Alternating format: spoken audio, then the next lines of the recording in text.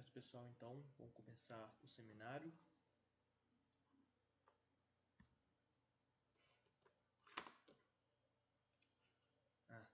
Desliguei aqui, foi mal. Vamos então dar início aos seminários, duplas Júlia e Helena. É com vocês. Só um detalhe, gente. Hoje a Bárbara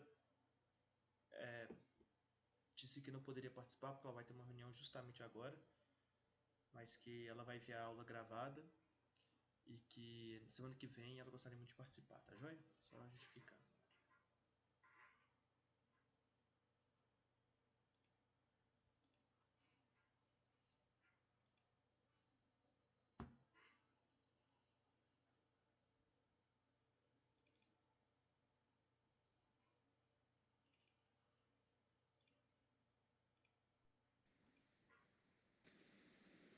Tá todo mundo vendo?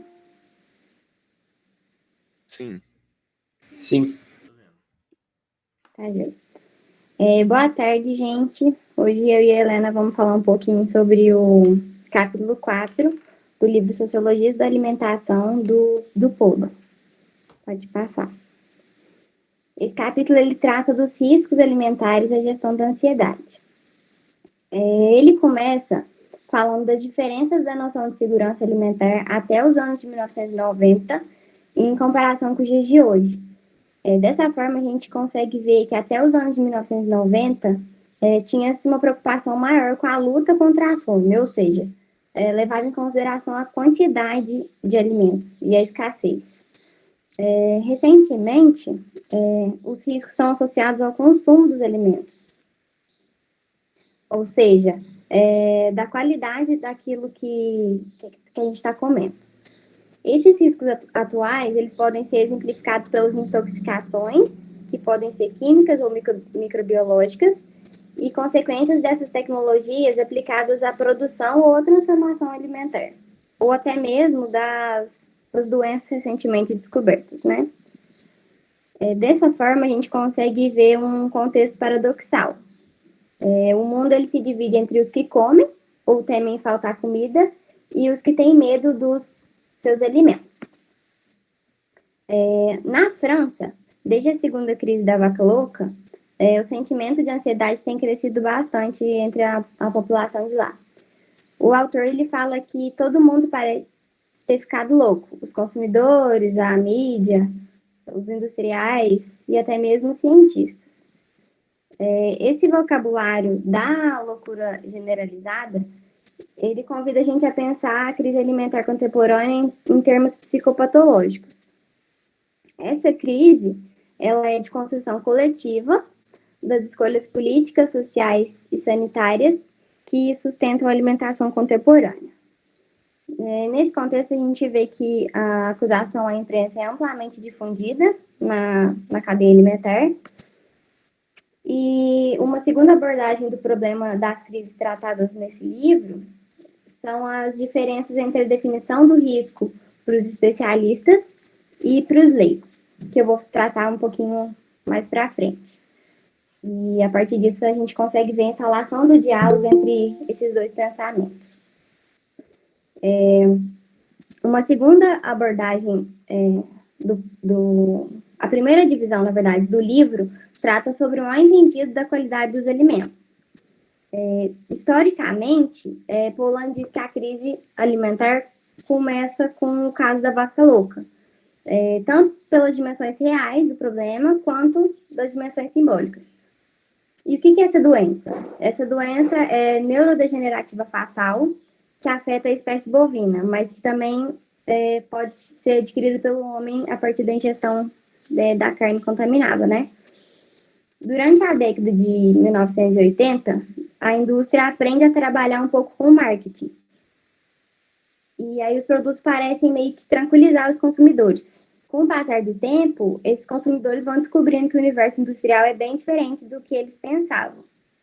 E quanto mais segurança e qualidade se difundem nos discursos das empresas ou dos poderes públicos, mais a inquietude se espalha entre os consumidores. O autor falou no livro uma frase que eu achei bem interessante, que é, se toma tanta precaução, então é porque é bastante perigoso, ou seja, significa que tem alguma coisa que pode fazer mal ao consumidor, certo?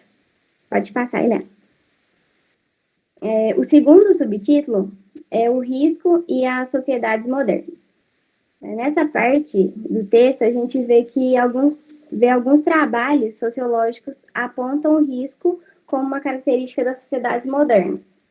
Um dos sociólogos que aparece é o Beck. E para ele há o aparecimento dos riscos no momento das grandes descobertas e do desenvolvimento do domínio tecnológico da natureza pelos homens. Dessa forma, a responsabilidade humana ocupa seu espaço na fatalidade e a noção de risco acompanha a descoberta do mundo, seja geográfica ou cientificamente.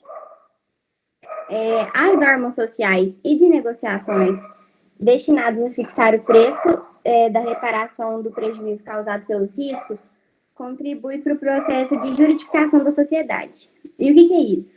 É um processo de expansão do direito positivo da sociedade moderna. Pode passar. Em terceiro momento, comparado o risco dos especialistas e o risco dos leigos, que eu comentei no início da apresentação.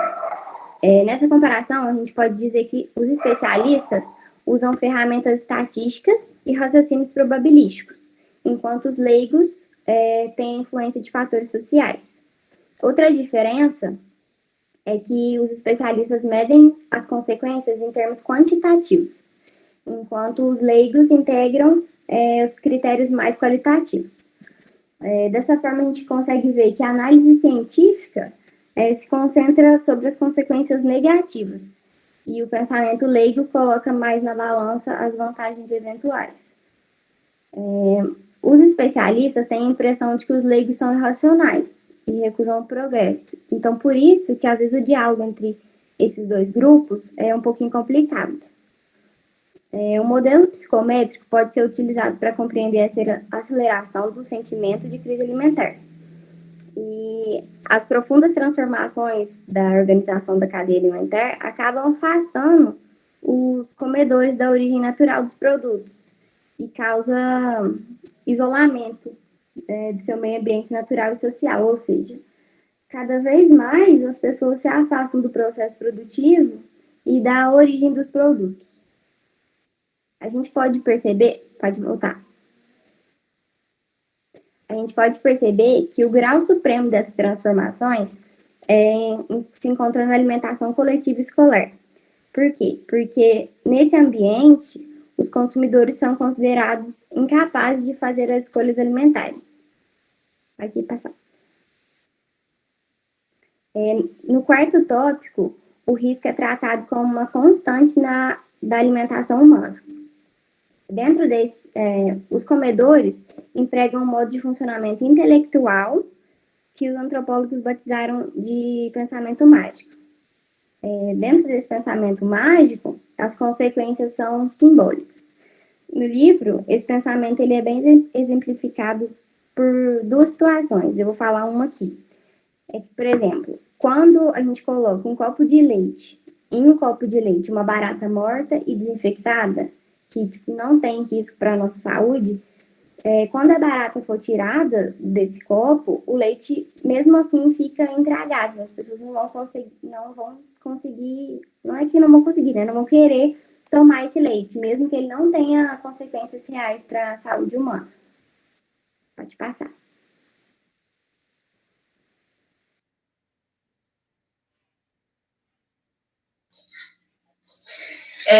Então, esse livro ele ainda fala sobre as ambivalências da alimentação humana. E aí que vão gerar essa ansiedade alimentar. E aí essa ansiedade alimentar, ela tem início lá através da neofilia versus a neofobia, que está relacionada com a contradição entre a obrigação biológica de se alimentar, então a pessoa ela necessita se alimentar para sobreviver. No entanto, existem padrões sociais dessa alimentação. Então, a gente tem a cultura dessa alimentação. E aí, que definem o que aquela pessoa deve ou não comer. E aí, a partir desse paradoxo, né, dessa contradição, a gente tem o paradoxo do onívoro. E aí, esse paradoxo do onívoro gera, né, tem a origem da ansiedade da alimentação humana. E aí, o autor ainda fala que essa ansiedade é permanente e deve ser regulada. E aí, a primeira ambivalência que ele cita é a ambivalência do prazer e desprazer. E aí, nessa imagem que a gente trouxe, eu trouxe um alimento com diferentes situações, né, de sensações. Então, essa senhora, ela está gostando, ela tem um prazer de comer esse alimento, enquanto que a outra pessoa, né, essa jovem, ela tem, assim, pavor de comer esse alimento. Então, seria mais ou menos essa primeira ambivalência. A segunda ambivalência é a da doença e saúde. Então, o alimento, ele pode trazer, ao mesmo tempo, sensações de saúde, né, trazer a saúde para aquela pessoa e, ao mesmo tempo, pode veicular doenças. Então, por exemplo, a gente tem várias doenças que são veiculadas por alimento, então a gente tem as intoxicações alimentares, enfim. Então, o mesmo alimento pode gerar essas diferentes respostas no organismo. A terceira ambivalência é a relação da vida e a morte. E aí, basicamente, para se alimentar, a gente tem que comer. E para comer, a gente tem que, né, se a gente estiver falando de uma pessoa que não é vegetariana ou vegana, tem que matar. E aí, ele fala um pouco disso, entendeu? E aí, uma maneira dele controlar, regular essa ambivalência, essa sociedade, ela vai fazer através das culturas. Então, por exemplo, ela vai usar a religião para isso, ela vai utilizar de cultos para isso, então, para contornar essa ambivalência, essa ansiedade alimentar. Da mesma forma que para alimentação entre aquela parte do prazer e desprazer, a pessoa ela vai poder regular essa sensação através do consumo de preparos culinários, etc., de tempero, etc. E aí a gente chega numa outra parte, que é a parte da exacerbação do risco, como a erosão dos modos de gestão das ambivalências da alimentação humana. Então, o autor, ele começa falando que a crise alimentar contemporânea, ela vem de um resultado da erosão dos modos de regulação dessa ansiedade alimentar. Então, igual eu falei, a gente tem os modos de regulação, que preparação culinária, cultos, para tornar aquela morte como sagrada, aquela morte como necessária para aquela sociedade. Então, como se fosse, ele até usa a palavra desculpas. E aí, a gente vê que nesse contexto que a gente está atualmente, né, no contemporâneo, a gente vê a desestrutura dessas ambivalências, dessas 3 ambivalências que eu citei anteriormente. E aí, primeiro de tudo, a partir da globalização. E essa globalização, industrialização, massificação, então, tudo isso, eles vão gerar um gosto parecido de todo mundo, sabe? Então, assim, eu até lembrei muito a respeito dos fast foods, e aí tudo tem mais ou menos o mesmo gosto, é tudo muito padronizado. Então, tem nos Estados Unidos, se você for aos Estados Unidos, você vai consumir um Big Mac, que é muito parecido com aqui no Brasil, que é parecido lá na Europa, enfim. Então, a gente tem essa homogeneização dessa alimentação. E aí, isso desestrutura o princípio do prazer e desprazer. Além de tudo, a gente tem um vínculo entre a alimentação e a saúde, que essa desestrutura vai se dar através da exposição dos acidentes alimentares pelo médico moderno na mídia.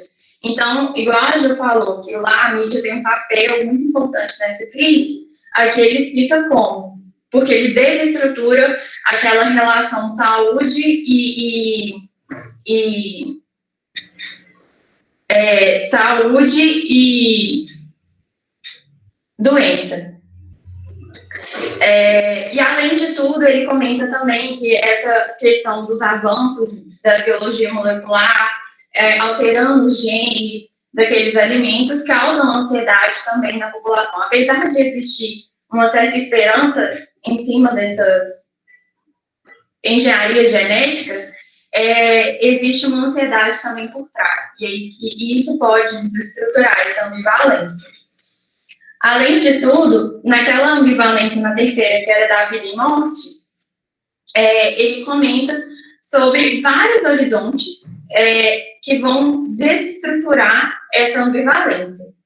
E aí, a primeira de tudo é que a mídia tem um papel muito importante nessa desestruturação, que seria expor o que acontece. Então, se naquele momento de regulação a sociedade justifica aquela morte como um ato sagrado, alguma coisa necessária, agora a mídia ela tem um papel de retratar, de mostrar para a população que, na verdade, tudo é feito com a realidade daqueles abatedouros, a realidade a associação entre um bife e aquele animal que muitas vezes é desassociado.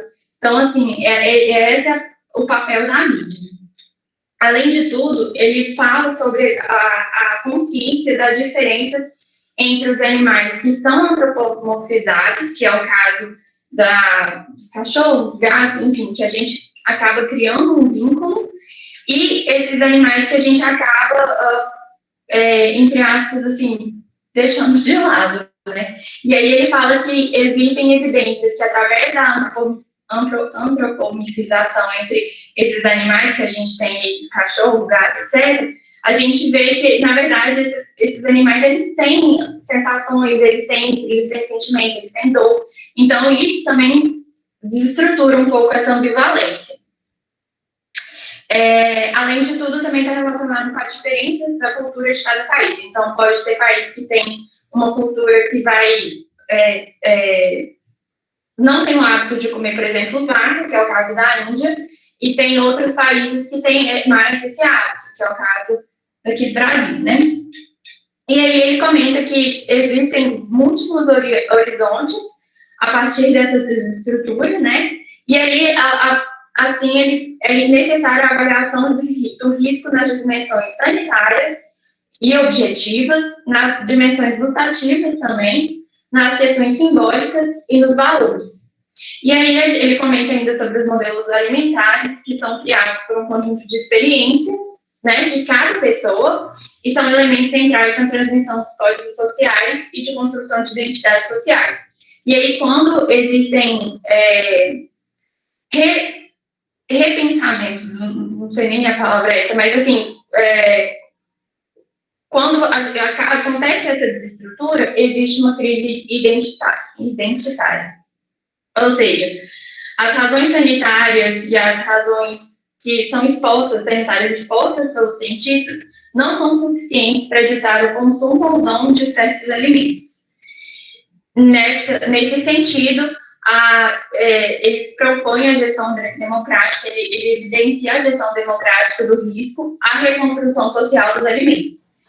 E aí, a partir da negociação entre as diferentes esferas.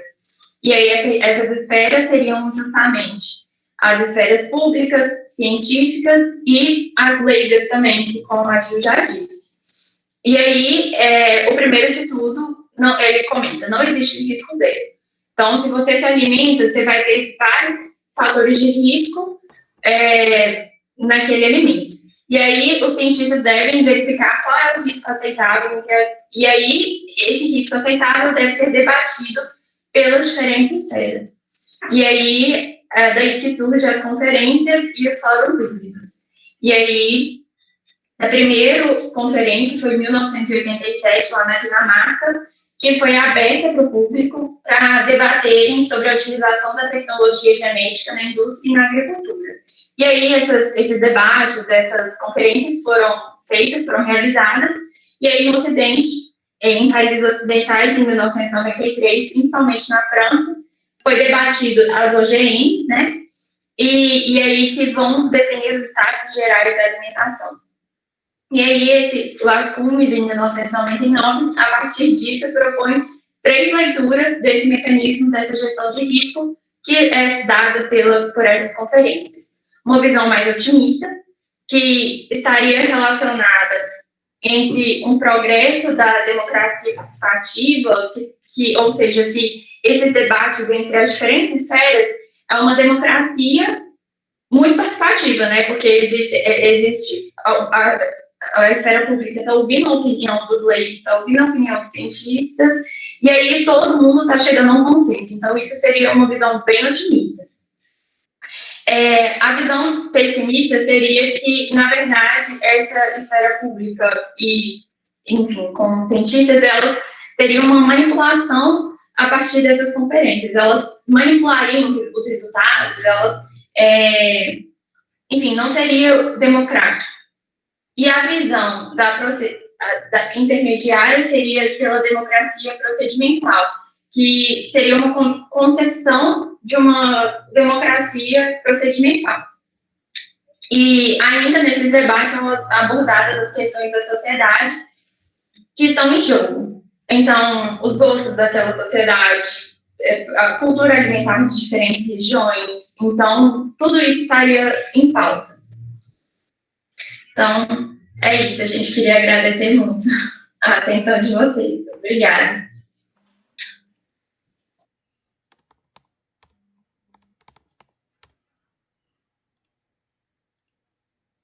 Beleza, grupo. Muito obrigado. Arrasaram. Palmas. Muitas palmas.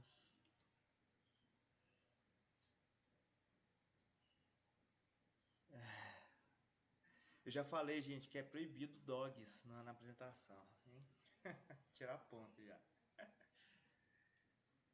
Beleza, então. Deixa eu passar aqui pros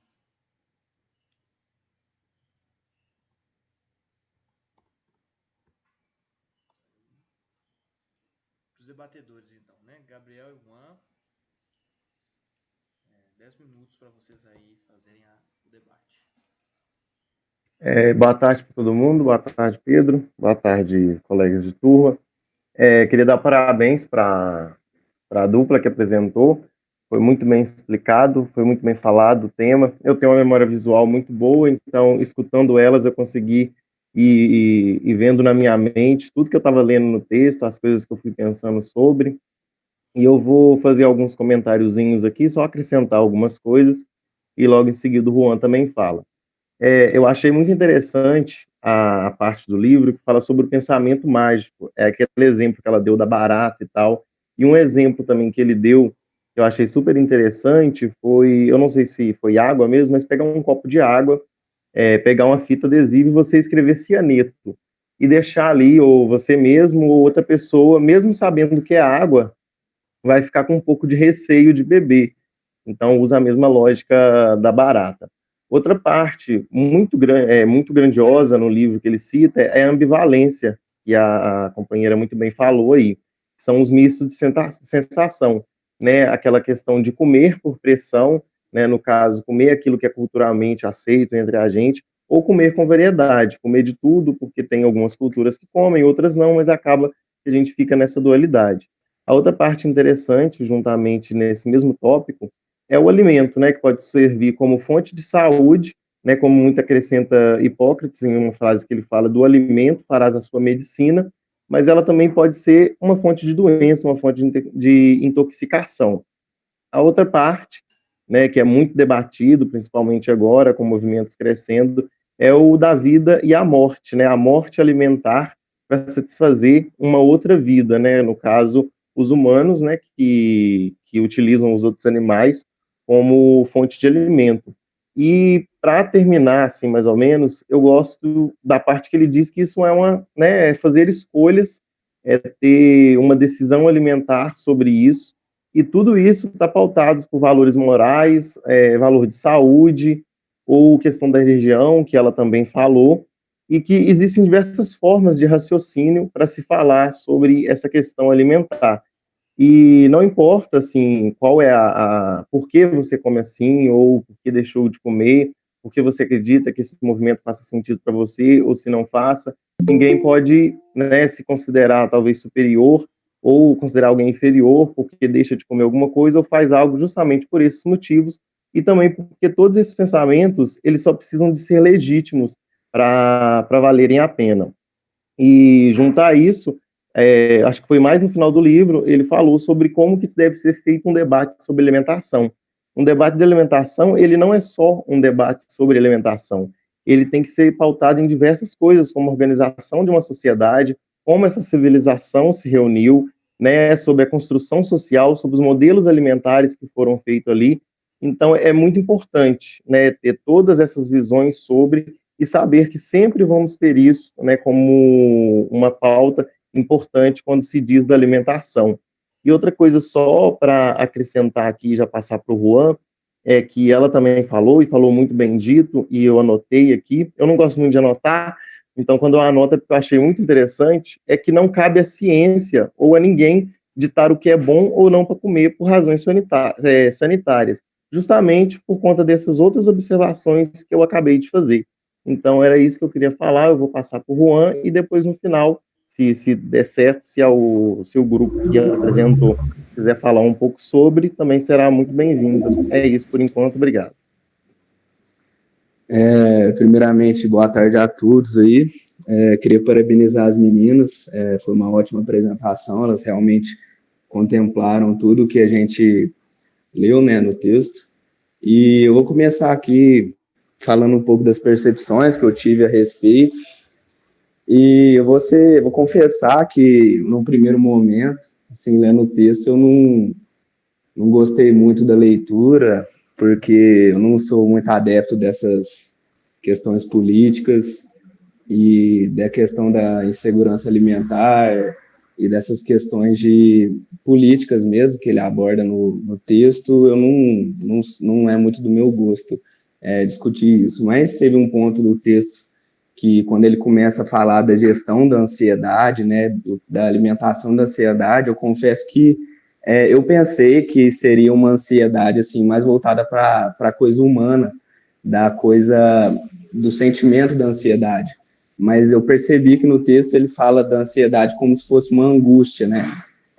Uma indecisão que você tem quando você está falando em relação ao alimento.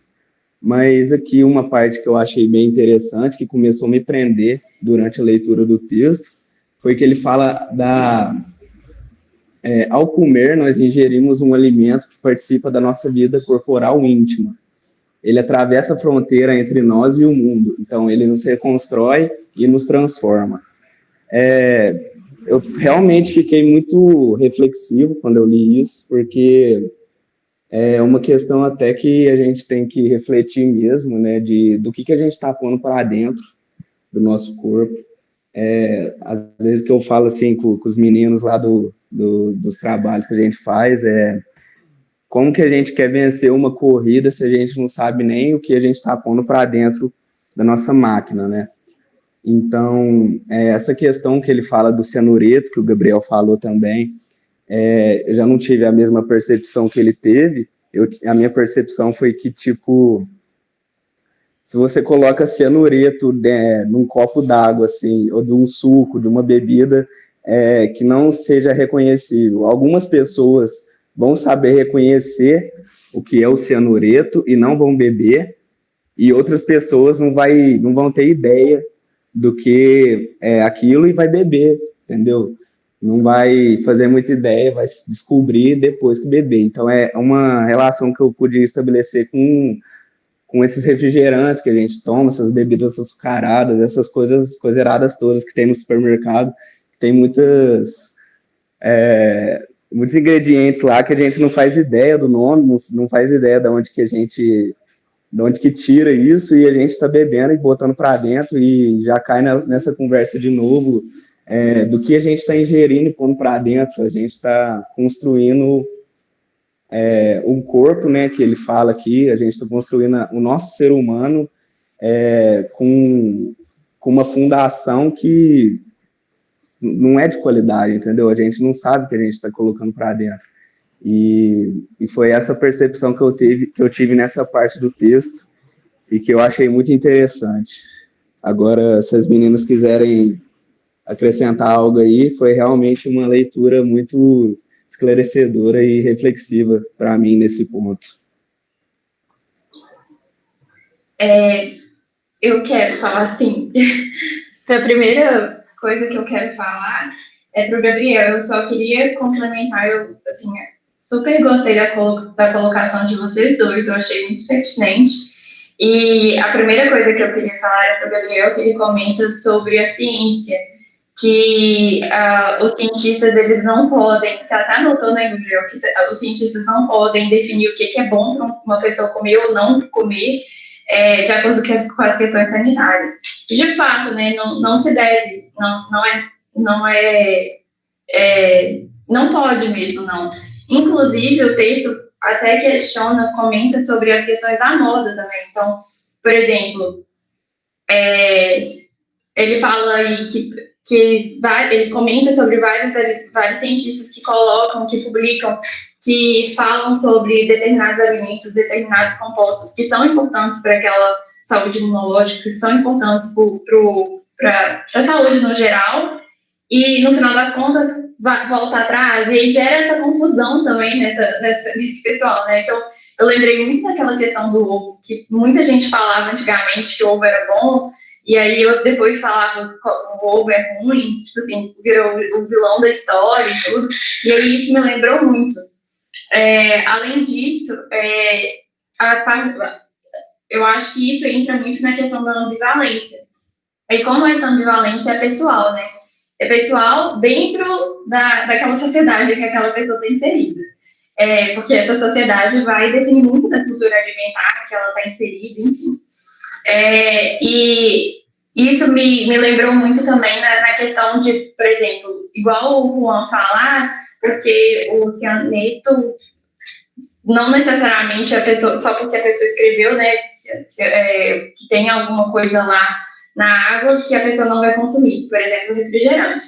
E isso me lembrou muito a questão também que eu quero deixar em pauta, que é a questão dos países que consomem barata, né? Então, por exemplo, países do Oriente, países que pode ser que lá no início eles tenham tido que fazer esse consumo, de começar a consumir por causa de uma questão de falta de acesso à comida e tudo, mas que hoje em dia a gente sabe que tem pessoas que tomam gosto por isso, que gostam disso. Por exemplo, eu tive um professor na faculdade que ele gostava, que ele, inclusive, tem uma empresa de barrinha de cereal que é feita de inseto, e faz sucesso, sabe?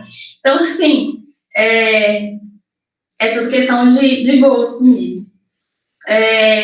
E aí, Juan, você falou que a ansiedade, ela gera, que existe uma ansiedade alimentar, né? Você comenta sobre a ansiedade de como come e tal, e aí eu penso muito que essa ansiedade vem não só de tudo isso que a gente conversou, mas também gostaria de reforçar que muito provavelmente vem dessa indecisão pelas múltiplas informações que a gente tem.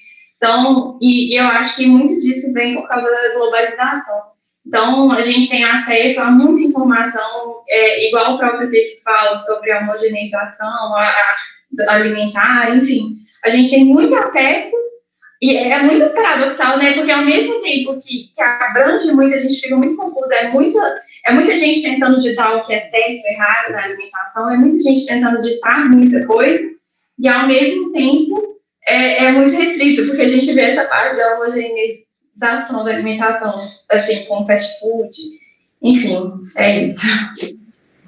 Fazendo uma ressalva aí, que você falou, eu acho assim que, para mim, as pessoas, inclusive nós, estimulam essas pessoas a falarem e nos dizerem o que é certo, o que é errado comer, porque de uma certa maneira a gente não se conhece tão bem.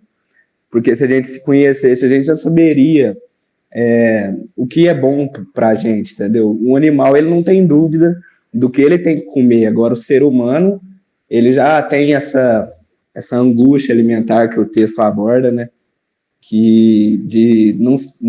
É o dilema do onívoro, né? Que ele não sabe o que a gente deve ingerir ou não ingerir. Eu acho que dessa forma a gente estimula essas pessoas, esses cientistas, meio que palpitarem no que a gente tem que comer, mas é uma falta de conhecimento, assim, interno mesmo, eu acho. E até faz uma ressalva a mais, que é a questão da rotulagem, né, que tá tendo o abaixo assinado aí hoje, para a galera ajudar lá, que vai ser um avanço muito grande, né, que agora vai ser possível a gente saber o que realmente a gente vai estar ingerindo. Para a gente que está estudando aqui, já vai saber um pouco, mas para a população em geral, isso aí vai ajudar muito na questão da saúde pública e da promoção da saúde aí para o pessoal. Mas do mais é isso. Muito obrigado a todos aí. Tenham uma ótima tarde. Gente, só para finalizar, eu queria falar que, como o Gabriel falou, o debate em torno da alimentação é muito mais complexo do que algumas pessoas pensam, sabe? Tem muitas questões sociais em jogo, e em relação ao cianureto, eu também tive a mesma ideia do Gabriel, que só de colar uma etiqueta num copo com a palavra cianureto, ou então, tipo, com a palavra perigo, deixa o líquido que está lá dentro meio que inconsumível, sabe? E em relação com o que o Juan estava falando, eu fiquei bem surpresa com as questões da ansiedade tratadas lá no texto, porque foi uma das partes que mais me prendeu, assim. Se alguém tiver interesse de ler o texto, eu achei bem interessante essa parte. E outra coisa é que eu concordo plenamente que a gente tem que saber o que a gente está colocando para dentro, sabe? Muitas vezes as pessoas ficam doentes e às vezes não tem essa consciência de pensar que pode estar relacionado à alimentação. E aí, por fim, eu queria agradecer os meninos pelos comentários, e é isso. Se alguém tiver mais algum comentário ou alguma dúvida, a gente está à disposição.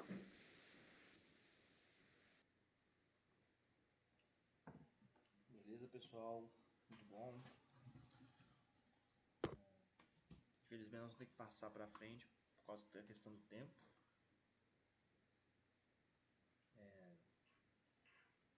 E a ideia é essa, né, gente? Esse debate, acho que acrescenta para todo mundo, inclusive, como acabei de ver aí o Pedro comentando, é uma propaganda para quem não teve oportunidade, tempo de ler, né, se interessar. Mas às vezes é um assunto que pega um ou outro mais, né? E aí, gente, só enquanto a próxima dupla vai se ajeitando, que é Yask e Francisco, fica uma reflexão de quanto que a alimentação, acho que fica cada vez mais evidente isso, ela é um fato social, né, na nossa sociedade, e não, como os grupos têm levantado aí, uma questão biológica, né? Não sei se vocês estão lembrados do que é o fato social, que nós vimos lá na aula sobre outras economias, que é uma questão externa, generalizada e de coesão, né, da nossa sociedade.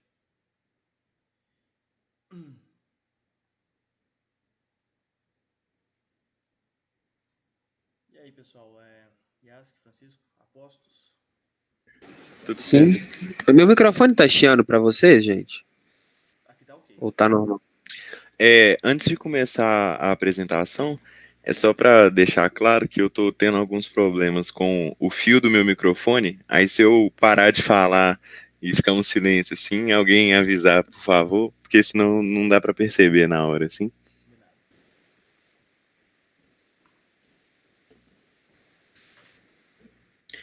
A apresentação tá passando, gente? Normal? Tá tranquilo aqui. Boa tarde, pessoal. Nós somos a dupla 9. A gente ficou responsável pelo capítulo 5 do livro Sociologias da Alimentação, do Jean-Pierre Paulin. E o nosso capítulo fala sobre a obesidade e a medicalização da alimentação cotidiana. E o capítulo começa com uma citação muito interessante. Ele fala que nossa sociedade cria os obesos, mas não os suporta. É uma citação do Jean Tremoulier, não sei pronunciar o nome em francês, mas enfim. O começo do capítulo, ele parte de uma abordagem sociológica sobre o assunto, e 3 questões principais são colocadas aos representantes das ciências sociais. por que a obesidade se distribui de maneira diferenciada na escala social? Quais as transformações da organização da cadeia alimentar ou das práticas de consumo que poderiam explicar o desenvolvimento rápido que a obesidade conhece hoje nas sociedades modernas, né, os fatores por trás dessa crescente constante da obesidade na nossa sociedade, e como mudar os hábitos alimentares. E essa última questão tem por objetivo pautar o tratamento da obesidade e, em maior escala, sua prevenção. E o sociólogo ele começa falando que, antes de procurar saber como mudar os hábitos alimentares, uma questão é colocada em primeiro plano, que é compreender o que quer dizer comer. E, a seguir, o capítulo ele aborda o saber científico, e que, apesar de ter evoluído e achado respostas para diversas perguntas, ele tem como resultado uma série de interações entre os meios de pesquisa, diferentes grupos de pressões políticas, econômicas e consumistas. Ou seja, por que a gente não achou ainda, né, a resposta para essa crescente da obesidade? Por que nada é feito para alterar esse sistema? E que é importante levar em consideração que o resultado das diversas pesquisas científicas que a gente tem hoje, elas são efeitos de pressões políticas, econômicas e consumistas, como ele mesmo aborda, né? São as relações entre a obesidade e posições socioeconômicas, tanto no nível dos adultos como nas crianças e adolescentes, pela influência das transformações das práticas alimentares sobre o desenvolvimento da obesidade, que ditam as diferentes formas de estigmatização da qual os obesos são vítimas nas sociedades modernas. Então, essa relação que as pessoas têm com a comida e que a comida vem se transformando ao longo das práticas alimentares que vem mudando, que são responsáveis por essa estigmatização que os obesos vêm sofrendo, né? E o livro, por ser lançado no ano de 2004, ele mostra um ponto de vista de coisas que ainda precisam ser estudadas e mais abordadas, tendo em vista a crescente eminente na época da obesidade, e que a gente sabe que não mudou muita coisa, continuou crescendo em níveis cada vez mais assustadores. E ele mostra que a sociologia sobre a obesidade, ela estudará a evolução das transformações e das representações associadas ao corpo gordo. E isso é justamente o que a gente vem reconhecendo e vem prestando atenção mais. É uma pauta ainda mais atual, né? A questão da gordofobia, a questão da representação do corpo gordo na sociedade como algo que não é estranho, que não é abominável, né? E que, infelizmente, já sofreu muito desse estigma. E ela procura debater o discurso médico contemporâneo e as tentativas de intervenção na política de saúde pública, de onde elas vêm, e de onde deveria se começar a partir, né, da saúde pública e da saúde coletiva como um todo. E para a primeira atitude de pesquisa, as posições sociais são consideradas como uma das causas da obesidade. Então, ela procura descobrir a influência das posições sociais e dos modos de vida e do acesso ao alimento nas representações e hábitos alimentares, né? Estudar a sociedade para entender como funcionam essas práticas e esses hábitos alimentares, bem como a prática de exercício físico e o tabagismo, né? E a segunda interpretação, ela postula que a própria obesidade determina parcialmente as posições socioeconômicas. Então a gente vê aí que tem duas teorias, né? Uma que fala muito mais sobre os padrões da sociedade nos hábitos alimentares, e a outra que fala que a obesidade determina a posição socioeconômica das pessoas, né? Ela descreve a maneira como os obesos são considerados, valorizados ou discriminados numa sociedade dada, e analisa a influência da obesidade sobre suas trajetórias sociais, como analisar, por exemplo, cargos de confiança, cargos altos de empresas, cargos políticos e as oportunidades de uma forma geral, né? O livro aborda uma questão histórica e analisa um pouco as sociedades em desenvolvimento, as sociedades passadas, dos séculos passados, e como houve essa transformação, assim, né? Porque antigamente, qualquer que seja o sexo, o vínculo era sempre positivo, na maioria das vezes. Os obesos, eles sejam homens ou mulheres, estavam, né, todos no alto da escala social. E nessas sociedades, a ausência da obesidade nas classes populares era explicada por uma fraca disponibilidade de comida. A gente ouviu, né, os trabalhos explicando um pouco mais sobre essa questão da segurança alimentar, como também associada pelos modos de vida, que requeriam um importante gasto energético, né, dessas parcelas mais frágeis da sociedade. Ao contrário, nas sociedades desenvolvidas, a produção da obesidade das crianças e dos adolescentes não tem tanta relação assim com a posição social. Ainda pode-se fazer uma análise mais profunda e determinar certos padrões, mas como a questão da distribuição alimentar foi tomando outros rumos, e vários outros fatores foram surgindo, como, por exemplo, as práticas alimentares foram piorando, as práticas da atividade física, a mecanização do trabalho e os gastos energéticos, de uma forma geral, dos indivíduos foram diminuindo consideravelmente, a gente observa um outro padrão que se constrói, né? Não é necessariamente associado aos padrões aquisitivos, né, de uma forma geral.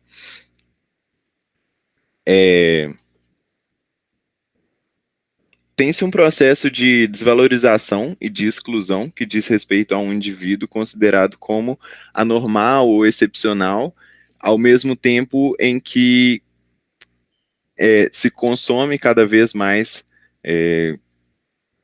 comidas e cada vez mais os padrões alimentares vêm se transformando para algo prejudicial para o nosso corpo de uma forma geral, né? Então, o texto coloca principalmente que o obeso sofre nas sociedades desenvolvidas várias discriminações e humilhações, desde a reserva de um lugar no avião ou de um lugar no cinema, até o peso do olhar estético que recai sobre ele, né?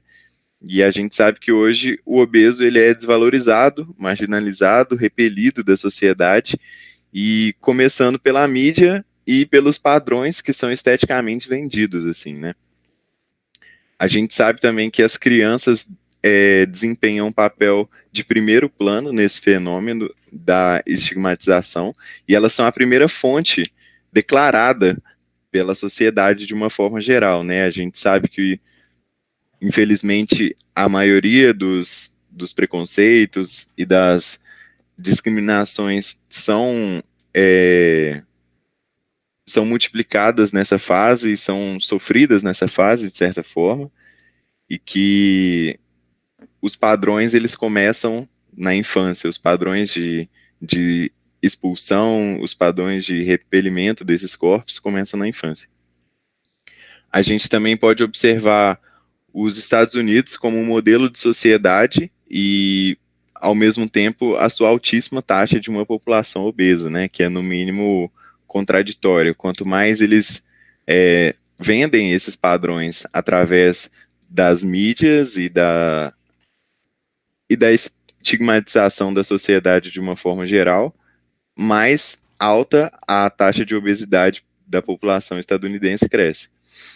E para a segunda parte do livro, o Francisco vai explicar um pouco mais sobre a medicalização da alimentação. Vocês estão me ouvindo bem, gente? Sim.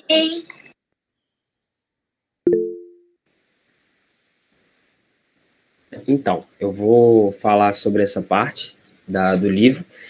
E nesse capítulo, ele começa com a pergunta: é a obesidade uma construção social? E aí ele vai explicar o que é a sociologia da obesidade, o que é esse estudo. Primeiro ele coloca que a obesidade é um problema real, porque ela traz riscos de morbidade e mortalidade, e ela também tem o risco social, que é o risco da estigmatização, que ocorre quando a sociedade trata o obeso como uma pessoa normal.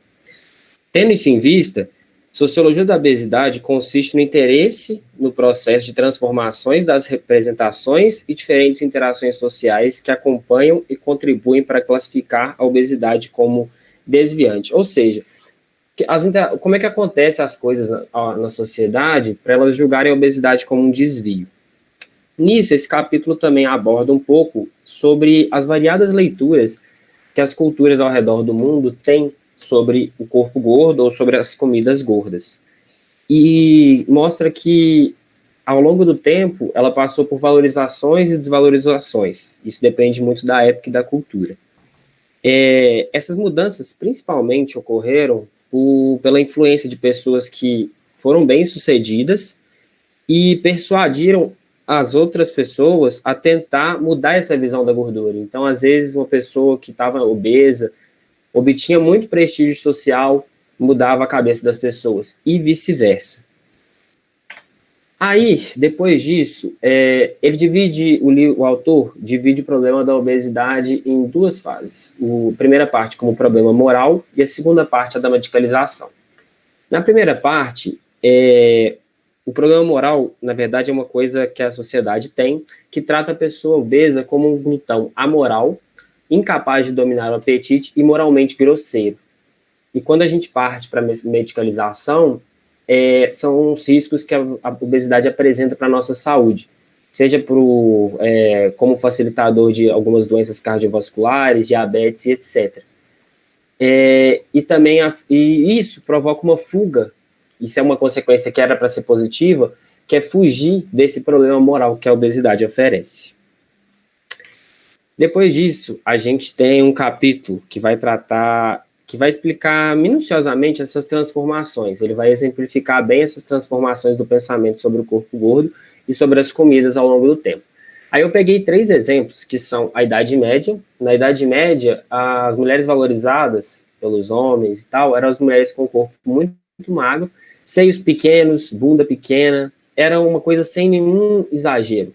Na época, considerado exagero era só para mais, que também hoje em dia a gente sabe que ser muito magro pode ser um exagero também, a magreza excessiva. Mas na época, esse era o modelo.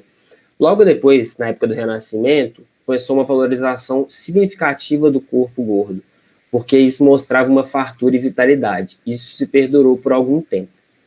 Daí foi observado, no ano de 1950, na França, que houve uma consolidação da admiração do corpo magro. Essa admiração do corpo magro começou de novo em 1930. Porém, tendo em vista que nessa época a Europa tinha acabado de tinha saído há 12 anos da Primeira Guerra Mundial e vinha da forte crise de 29, então perdeu muito do poder econômico, esse padrão começou a ser admitido de novo. Só que, devido a esses fatores, ele não foi tão consolidado. Em 1950, após a Segunda Guerra Mundial, e com o plano Marshall oferecido pelos Estados Unidos, a recuperação econômica da Europa foi gigantesca. E nesse contexto começaram as abundâncias. Então, era feio uma pessoa que tinha muito acesso à alimentação, ser gorda, porque volta naquele ponto que eu tinha tocado, a pessoa não tem medidas para comer, ela não tem medidas para se regrar ou para se autocontrolar, mostra um certo egoísmo. E aí, nessa época, a magreza entra como uma crítica para o capitalismo, sendo uma formação de consciência.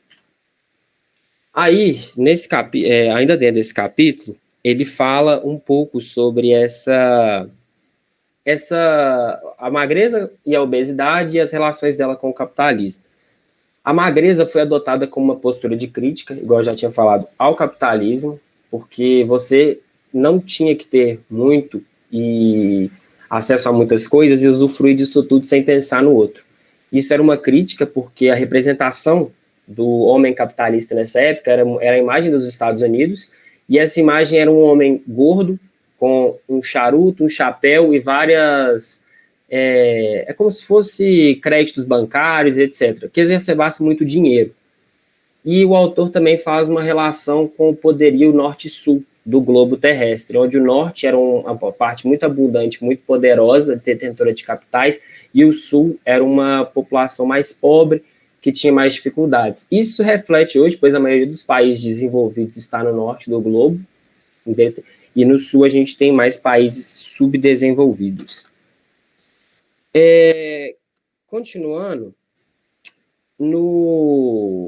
só completar o slide passado, foi concluído, então, que ao fim nessa época, foi concluído que o sobrepeso era considerado não estético e amoral, falando que o gordo não aceitava uma redistribuição da alimentação e que a gordura é associada ao egoísmo e à falta de controle. Já a magreza era tido como símbolo de integridade social. Num próximo capítulo, ele vai falar sobre os paradoxos da medicalização. Como eu disse no começo, a obesidade ela teve a fase moral e depois ela entra com a fase médica, que consiste no quê? Conhecimentos científicos que vão provar que a obesidade tem influência na saúde humana. Como eu tinha citado no começo, principalmente a morbidade e a mortalidade. Porém, esses conhecimentos científicos eram muito, como é que eu posso falar? Eles não eram tão consolidados. O livro foi escrito em 2004 e algumas citações e conhecimentos foram de um pouco antes. Então, esse já era um problema que tinha para estabelecer a medicalização da obesidade. E ainda no ponto de vista sociológico, os sociólogos viam primeiro o problema principal da medicalização da obesidade já na forma de você classificar um obeso. Existiam inúmeras maneiras de você falar que uma pessoa era obesa. IMC, medida de dobra cutânea, 99 percentil, que é um tipo de tabela, e várias outras. Isso para eles era um erro, porque isso dificultava muito a meta-análise. Porém, a OMS, alguns anos depois, reconheceu que seria utilizado o IMC e o 99 percentil para reconhecer o obeso. E foi citado outro problema acerca do IMC, depois que a OMC reconheceu, que o IMC ele é usado para classificar pessoas caucasianas. E como a diversidade no mundo é muito grande, começou a gerar algumas inconsistências nos estudos e gerar dúvidas sobre a veracidade e etc. Então, nessa época, o principal argumento dos conhecimentos científicos era estabelecer vínculo entre obesidade e morbidade e obesidade e mortalidade, principalmente na obesidade e na mortalidade por causa das doenças. Houve, então, mais descobertas, de acordo com o autor, que são os fatores de confusão. Hoje em dia, a gente já sabe que fatores como tabagismo, alcoolismo, sedentarismo, eles têm muita influência sobre as doenças que as pessoas podem ter e somado isso à obesidade. Eles contribuem para a obesidade e se você já é obeso, eles vão aumentar seus riscos de ter algumas doenças. Mas nessa época, uma coisa que foi muito estudada e muito relatada foi a precariedade. A precariedade é a falta de recursos mesmo, é a falta de poder econômico, e foi observado nessa época que a obesidade afetava muito mulheres em baixa renda e estava começando a afetar muito também os homens. Ou seja, é a clara influência do poder aquisitivo, porque você não conseguia ter acesso ao tratamento, às vezes a um nutricionista, às vezes a um profissional da saúde que te indicasse, que conseguisse te explicar melhor sobre essas questões da alimentação. E aí ficou um questionamento, qual parte que cabia realmente à obesidade e qual parte que era por falta de cuidados. Mais adiante, começou o discurso médico sobre a obesidade. Como eu tinha falado, as provas do emagrecimento está relacionado com a expectativa de vida, na época não estavam muito consolidadas, e isso poderia gerar um risco, e isso ficou mal consolidado quando as pessoas começavam a lutar contra o sobrepeso ou a obesidade, pela falta, às vezes, de informação, podia gerar uma busca obsessiva pela magreza, que na época começou a visar muito mais a estética, o corpo bonito, o corpo que aparecia nas mídias, o corpo que era propagado, do que literalmente a saúde.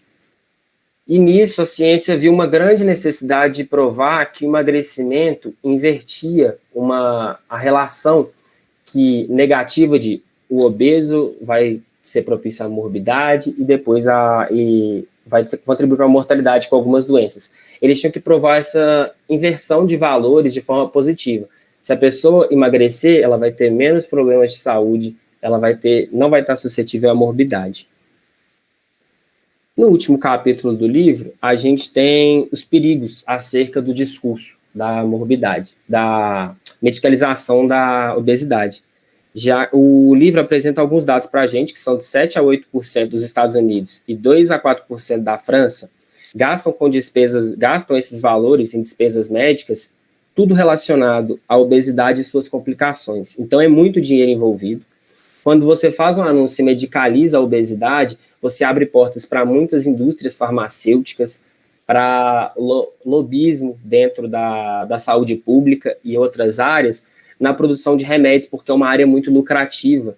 Então, você pode ter a criação de um mercado, como a gente vê hoje em dia. Hoje em dia, o combate à obesidade acontece, tem medicalização e tal, porém, quando você vai ver as alimentações que não são interessantes, não são saudáveis, tem muito mais propaganda te falando para comer McDonald's, que já está provado que não é saudável, do que uma propaganda em horário nobre falando para você não comer o McDonald's. Te mostrando, às vezes nem falando isso diretamente, mas te mostrando que não é vantajosa essa alimentação, que é muito mais vantajoso você comer um prato de comida normal, arroz, feijão, ovo, arroz, feijão, uma carne, salada. Então, isso não acontece. E isso abriu muito as portas para as indústrias farmacêuticas. E um problema disso também é que o saber científico, por não estar tão consolidado, acabou se misturando com o saber, com os estigmas morais que a sociedade tinha. Então, acabou que isso deu uma validada e hoje a gente observa que a gente tem ambos os problemas. A gente trata da obesidade com a medicalização. A obesidade foi considerada uma doença no ano de 2013 e a gente manteve os estigmas morais, tanto que hoje em dia a gente tem um preconceito que a gente chama de gordofobia. Acerca disso, a gente também pode tratar da submedicalização na época, que é a falta de medicação das pessoas, que muitas vezes algumas pessoas precisam dos tratamentos da obesidade, só que elas não são vistas, às vezes porque elas não têm acesso, não têm condição financeira, ou porque elas simplesmente são descartadas. E temos a supermedicalização, que são as pessoas magras que já estão saudáveis e ao mesmo tempo querem alcançar um padrão de corpo muito além. E essas pessoas majoritariamente ocupam os tratamentos da obesidade. O autor também vai discutir que a prevenção da obesidade não deve ser medicalizada. A prevenção, ela deve ser de promoção de saúde e de políticas estatais. E aí ele levanta a pergunta, que a gente trabalha isso na nutrição hoje. Como mudar hábitos alimentares? Qual a natureza do comportamento alimentar e como favorecer... E aí ele chega na pergunta final, na verdade. Como favorecer o desenvolvimento das práticas apropriadas a indivíduos numa dada sociedade? Ou seja, como é que a gente vai trazer o pensamento de melhorar a alimentação para as pessoas, para elas terem menos problemas, para prevenir que elas cheguem a ter que fazer um tratamento de obesidade. Isso se caracteriza na formação alimentar, que é você aprender isso tudo. No fim, o autor conclui que a gente tem que focar agora, na época, né, que eles teriam que focar era no combate da estigmatização enquanto os estudos não avançassem. A estigmatização criava um ciclo, né, que a pessoa era estigmatizada, causava a perda de autoestima, ela descontava isso na comida, então acabava comendo muito e se tornava obesa ou só aumentava o seu grau de obesidade. Isso resultou na transformação, isso mostra que foi uma transformação ao longo do tempo, do corpo gordo e da alimentação. Como eu disse, ela era valorizada e desvalorizada. E hoje a gente tem uma grande desvalorização. No fim, só mais uma conclusão, gente. Eu sei que eu estou tomando muito tempo, eu peço perdão já, mas nessa base foi criado o estudo das ciências da nutrição e da antropologia da alimentação, que objetiva combater os estigmas e criar uma compreensão desse fenômeno de saúde pública, para a gente combater os estigmas e tratar a obesidade e esses problemas de saúde de uma forma mais saudável, sem estigmatização, que é uma coisa que, na verdade, não contribui nem um pouco. É isso, gente. Obrigado. Desculpa ter tomado mais tempo do que eu deveria. Acho que foi mais de 15 minutos meu falando os 10 do IASC. Mas eu agradeço a presença de todos desde já. Beleza. Muito bom, grupo. Palmas.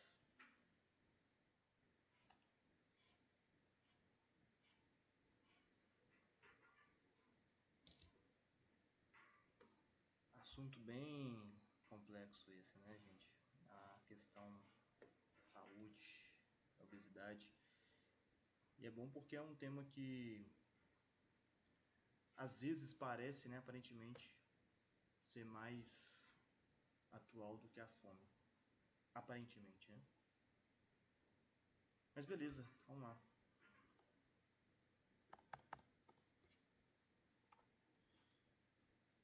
São duas duplas, né, que vão debater. Isso. Aqui, Pedro, uma dúvida. Cada dupla vai ter 10 minutos de debate? Assim, o certo seria, porém,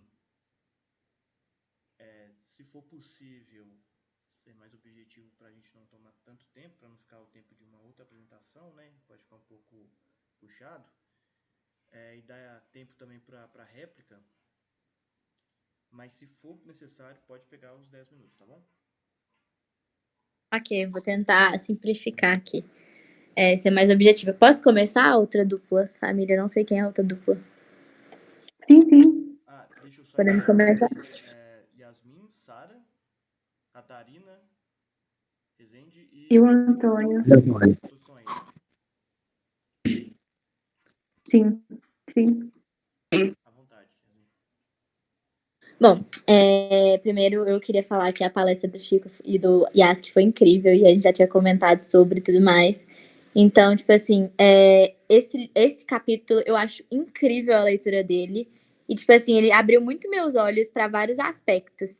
E aí eu vou falar, eu fiz tipo um resumozão do capítulo todo, aí eu vou pegando uns tópicos aqui falando que eu achei os pontos mais importantes do capítulo.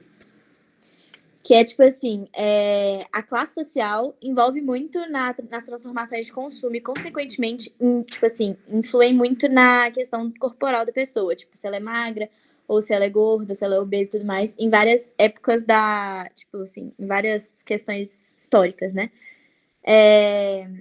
E aí, tipo assim, no capítulo, eles falam que os obesos muitas vezes são vítimas das sociedades desenvolvidas. E aí, em cada época da história, igual o Chico falou, muito bem pontuado, tipo assim, os obesos faziam parte das camadas mais altas ou das camadas mais baixas, dependendo da situação, tipo, histórica. Enfim. E que nesse capítulo eles falam também que a obesidade pode ser considerada uma epidemia ou talvez até uma pandemia no mundo atual. E que, querendo ou não, vira uma questão de saúde pública e de educação, né, coletiva. E aí, tem diversas dimensões sociais que são associadas à morbidade e à mortalidade. E, tipo assim, que isso também está associado às causas de fatores de risco de uma doença e que pode ser associado também, ou dissociado, da obesidade, o tabagismo, o sedentarismo e tudo mais, que pode ser uma coisa que influi na hora de fazer uma análise sobre a obesidade e tudo mais. E aí, uma coisa que me chamou muito a atenção é que ele fala que tem a sociologia in e a sociologia off. Que é, tipo assim, que a sociologia in, basicamente, é o sociólogo que analisa. E tipo, a sociologia in da obesidade, a sociologia off da obesidade. E uma é o sociólogo que analisa, tipo assim, de um olhar mais social e tudo mais. E o outro é o nutricionista. É uma coisa que, tipo assim, as duas são complementares. E aí tem uma outra sociologia, que é a sociologia do conhecimento. E eu achei bem legal, porque, tipo, eu nunca tinha escutado falar esses termos e tudo mais. Eu achei bem legal, tipo, o autor pontuar isso e tudo mais. Enfim. E aí, basicamente, eu pude reparar também que, em vários momentos, a questão, tipo assim, é tudo diferente em questão da obesidade entre o sexo feminino e masculino. Porque em vários períodos históricos, essa diferença era muito gritante. Tipo, homens tendem a ser mais gordos quando eles estão em classes superiores, tipo assim, mais ricos e tudo mais. E aí eles têm aquele papel do cara que tá lá sentado numa mesa de escritório, dono de tudo, mandando todo mundo, gordão e tal, fumando um cigarro, igual eles falam no capítulo. E as mulheres tendem a ser mais magras quando elas estão em sociais mais elevadas, atualmente, para poder demonstrar riqueza, igual o Chico falou.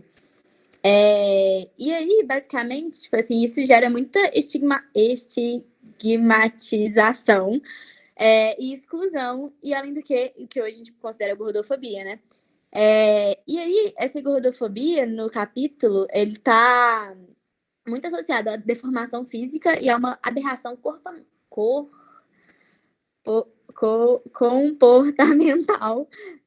dos obesos em si. E aí também uma coisa que chamou muito a minha atenção é uma questão matrimonial, porque eles falam lá que as mulheres mais magras tendem a se casar com caras, né? Eles deixam bem claro uma relação heteronormativa e tudo mais.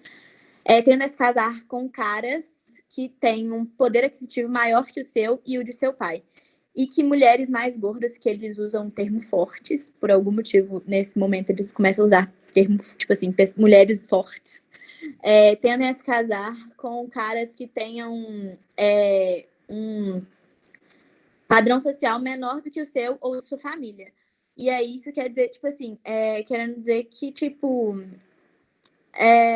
as mulheres gordas têm menos oportunidade de se casar com caras mais ricos por causa da gordofobia e tudo mais. O que é uma coisa muito, tipo assim, pesada se você for levar pra questão do preconceito e tudo mais, né?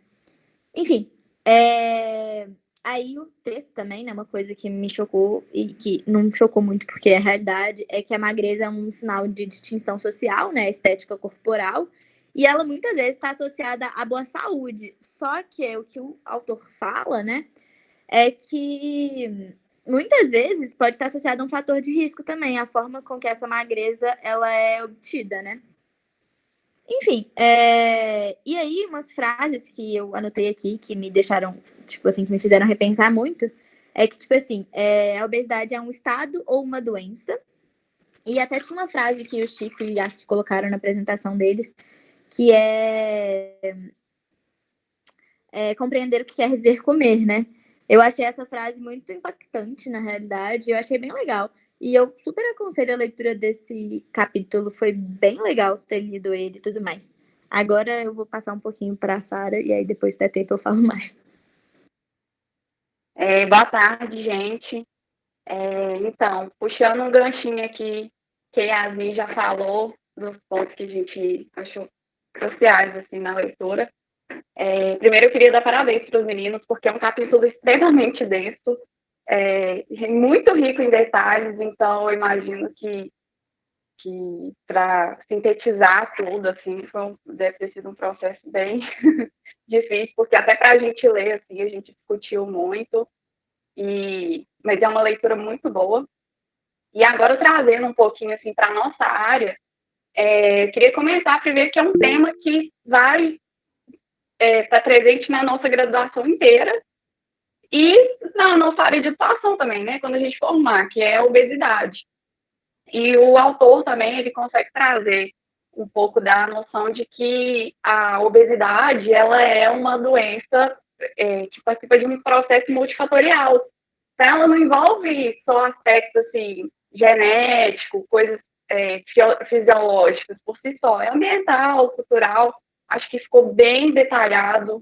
Depois, se alguém tiver interesse de ler, é bem interessante a gente observar, né, a obesidade não só como a doença ali específica do indivíduo, mas muitas vezes também até aspectos psicológicos, assim, na forma até quando a gente for tratar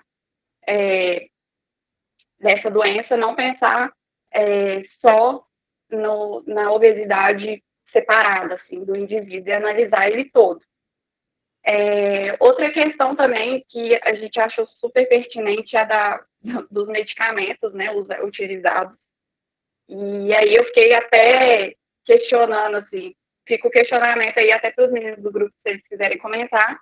E aí, até que ponto a gente tem que desmedicalizar a obesidade? Porque vão ter casos necessários, mas e aí, como é que a gente vai medir, né? A gente, por ser uma doença multifatorial, será que a gente tem que abrir as portas para uma interação até entre outros profissionais, quando a gente for tomar esse tipo de conduta na nossa vida profissional? E aí eu gostaria de ver o que os meninos acharam sobre isso. E para finalizar, o Chico encerrou com aquela frase que como favorecer o desenvolvimento de práticas apropriadas a indivíduos dados numa sociedade no momento dado. Então, eu fiquei trazendo isso para a gente, assim, como que o nutricionista vai poder, de alguma forma, ajudar isso num espectro mais amplo. E aí eu lembrei muito da saúde pública. Aí eu gostaria também de ver com os meninos o que eles acharam sobre isso. Como que a gente poderia atuar numa forma de promoção e de prevenção, né? Tratando de um problema público mesmo, trabalhando junto com as pessoas que fazem os dados epidemiológicos, né? O pessoal da estatística. Se eles pensaram um pouco sobre isso também, sobre a forma do nutricionista não só atuar na parte clínica, depois que a obesidade já está ali, mas como uma forma de prevenir mesmo um problema de saúde pública. Eu acho que é isso. Queria agradecer os complementos e a pergunta da Sara. Essa última questão que ela colocou, já queria responder porque é uma coisa muito difícil, essa atuação da gente na saúde pública, na conscientização da alimentação. Só de vocês verem o Guia Alimentar da População Brasileira, que é um guia mundial, foi atacado no Brasil porque ele vai contra o que as indústrias querem, que é vender os produtos processados e ultraprocessados. Então, para você começar a rebater isso em massa, propagandas para educar melhor a alimentação das pessoas, etc., vai ser uma coisa muito difícil, mas é um processo que tem que começar. Só que isso tem que ser feito de forma muito cuidadosa para acabar para o movimento não acabar se quebrando ou tendo problemas judiciais, etc. Porque a gente viu que isso aconteceu com o Guia Alimentar da População Brasileira. Então, começa por aí. Na primeira questão que a Sara falou, eu acho que eu já até comentei isso numa aula de introdução à nutrição. Muita gente vive, a gente fala que a gente vive de dieta, né? Mas o dieta o que a gente fala dieta, na verdade, muitas vezes é o comer bem. A gente normalmente está comendo super errado, a gente às vezes come muito fast food, muita coisa processada e ultraprocessada. E quando você vai fazer dieta, você passa a comer as coisas mais naturais, volta pro arroz e feijão de cada dia, que eu acho que a maioria das pessoas aqui, pelo menos na sala, tem acesso. Aquele bifinho do dia a dia, uma saladinha básica, isso é o correto, é uma alimentação boa. Tem outras, mas essa é uma básica que todo mundo conhece, que ela é boa. Então, é trazer a educação para que as pessoas comecem a comer assim normalmente, que isso seja normal e que a pessoa fale, não, eu vou comer só de vez em quando um fast food, uma coisa assim. E essa educação tem que vir desde pequeno. Eu acho que a gente tinha que ter aula de educação alimentar, essas coisas. E aí, o nutricionista, às vezes o médico que vai mexer com questão hormonal e essas coisas, vai tratar da pessoa que está com obesidade, vai tratar da pessoa que já está no sobrepeso, já está caminhando mais, ela vai fazer essas manutenções. E o nutricionista também vai atuar ajudando as pessoas a entender mais sobre as coisas, a gente vê vários posts, alguns inúteis, mas outros úteis, no Instagram, de pessoas interessantes que a gente segue, comentando sobre alimentação e essas coisas, e essas educações do dia a dia. E lembrando o trabalho anterior que o Juan falou, a questão dos rótulos, daquele triângulo que o Juan postou, eu não li muito bem ainda, mas é um informativo muito maior sobre os alimentos. Então as pessoas vão ter isso. Criar o hábito de ler rótulo, criar o hábito de querer entender o que é as coisas. Eu acho que isso tudo vai ajudar. Isso tudo remete à educação, né? Então a chave, eu acho que para começar essa educação alimentar melhor, está na educação. Só complementando a fala do Francisco, eu acho que além disso tudo que a gente reconhece como fundamental, assim, eu acho que num plano maior para abranger toda a população brasileira, prestar atenção cada vez mais nas políticas públicas de promoção à saúde e atitudes como atacar o Guia Alimentar da População Brasileira só atrapalham, né, esse avanço, essa conscientização em massa da população, assim. E para complementar um pouco assim a discussão, falando um pouco sobre o livro, por ser um livro lançado em 2004, ele tinha uma visão muito boa sobre o assunto. Ele abriu várias pautas sobre vários assuntos diferentes, é um assunto bem denso que abre para várias discussões, ainda mais tratando de sociedade que está em constante transformação. E a gente vê, né, um pouco termologia usada, que hoje em dia já não é tão adequada, igual a Yasmin falou sobre a questão de chamar de pessoas fortes, assim, acho que faltava um pouco de discernimento sobre o assunto e discussão sobre essas pautas, e eu acho super importante trazer essa discussão para a gente, ouvir essas pessoas, né, e o que elas têm a falar, e assim, a gente poder aos poucos desconstruir essa estigmatização que infelizmente a gente cresce aprendendo que é assim, né, que o corpo magro é o corpo saudável e correto e o corpo obeso ele deve ser discriminado e expelido da sociedade de certa forma, né? E eu acho que é isso, a discussão é muito boa, muito ampla e muito obrigado pela oportunidade de da gente poder trazer isso tudo e refletir sobre isso tudo de uma forma geral. Acho que agora é a vez minha do Antônio. Então, primeiramente, parabéns para os meninos, a apresentação ficou muito boa. E as meninas também, que assim, falaram praticamente tudo. Então, vou só, tipo assim, tentar dar uma complementada básica, porque realmente eles falaram muito bem, tipo, desse capítulo do livro. Então, no começo eu achei muito interessante a frase, né, do lado que a sociedade, ela cria os obesos, mas não suporta. E isso é muito interessante porque, em relação com os alimentos ultraprocessados, por exemplo, tem um grande incentivo para a gente consumir eles, né? Mas, ao mesmo tempo, as marcas, elas não incluem as pessoas gordas, principalmente marca, tipo, da indústria de roupa, sabe? Então, fica meio às vezes, as duas indústrias, elas se contradizem. E, assim, ultimamente, eu até tenho visto que esse movimento anti-gordofobia, ele tem crescido bastante, né? Tem aumentado bastante a representatividade e tem algumas marcas que elas estão tentando mudar e incluir mais pessoas e novos padrões, sabe? Tipo assim, não manter um único padrão. Outra coisa que eu achei muito interessante foi a questão de como o corpo gordo ou magro, ele mudava em relação com a disponibilidade de comida. E ele falou uma coisa muito interessante da questão do modelo de produção também, de como que o modelo de produção foi aumentando a disponibilidade de comida, né? Como, por exemplo, a policultura passou para uma monocultura que produzia bem mais alimentos, e aí, com essa produção tipo assim, bem maior de alimento, parou de ser valorizado o corpo gordo. Então, quer dizer, né, quando não era todo mundo que tinha acesso à comida, o corpo valorizado era o gordo, né, que significava, tipo assim, que a pessoa ela tinha acesso, ela tinha saúde, ela tinha dinheiro.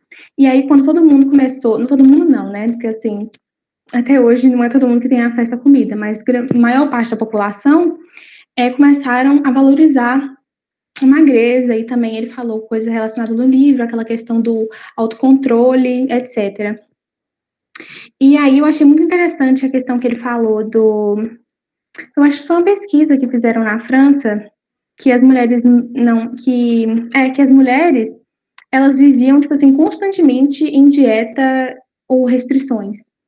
E vários adolescentes já tinham tentado algum tipo de dieta, porque eles achavam que aquilo era saudável, sabe? E agora é super saudável você se manter sempre ali numa dieta, ou fazendo uma restrição e se controlando.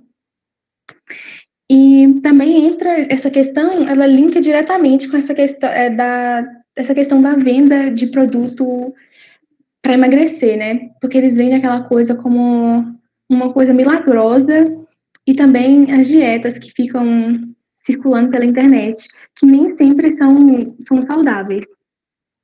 E outro ponto interessante que ele colocou foi que nem sempre o jeito que a pessoa emagrecer vai ser saudável. Tipo assim, tem vários fatores que tem que ser analisados. E também a questão de como a gente fala com a pessoa obesa, ah, mas você precisa emagrecer pela sua saúde, mas ele questiona, né? Até que ponto a gente está criticando essa pessoa pela saúde dela e não porque a gente está fazendo uma estigmação. E aí eu acho que essas foram as coisas que mais me chamaram a atenção. Bom, gente, vocês falaram tudo, então, assim, eu queria trazer um ponto que é polêmico, mas, assim, nos dias atuais, com relação à gordofobia, sabe?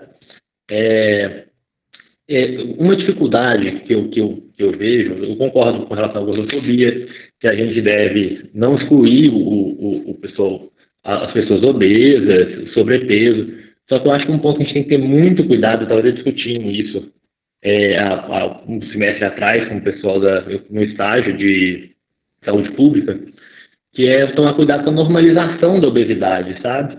Porque a obesidade está, sim, relacionada, a gente vê na prática, que está altamente relacionada à má alimentação. E a má alimentação, ninguém fica obeso comendo salada, comendo vegetais, eles ficam obesos comendo fast food, alimentação altamente calórica, fritura. Então, a gente tem que tomar um cuidado, é um caso assim, com a normalização dessa obesidade. Eu acredito que de tirar o corpo magro como o saudável, que o sobrepeso também, a gente consegue uma saúde adequada ali. Só que a gente tem que tomar muito cuidado com essa questão da normalização da obesidade, porque ela está relacionada a doenças. Então, assim, é perigoso tratar que não tem doença a obesidade, que a obesidade não leve a doenças, porque na prática a gente vê totalmente o contrário, sabe?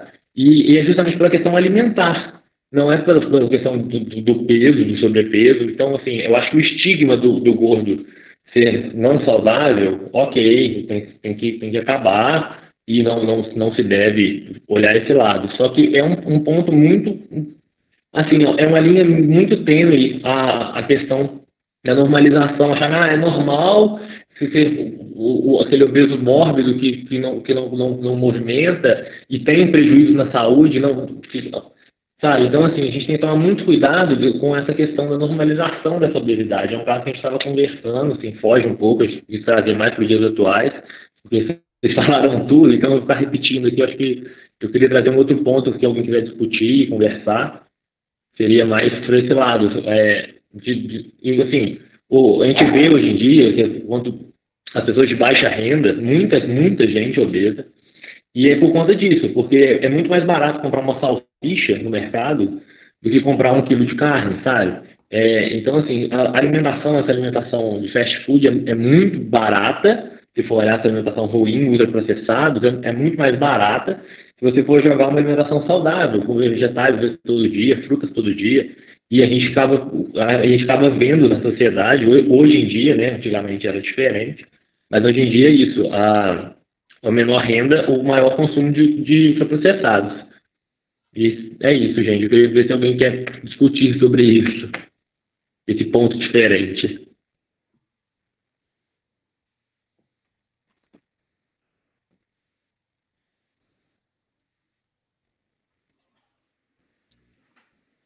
Correto.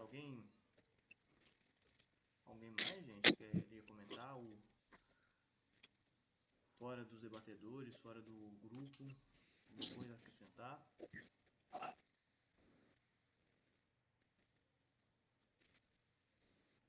Aqui no chat não. Beleza, pessoal. Então, a gente encerra aqui o seminário 5. Quero agradecer e parabenizar as explicações e os debates. Foram muito ricos, trouxeram muitos pontos importantes aqui para o debate. Eu vou continuar aqui na sala para quem precisar de tirar alguma dúvida.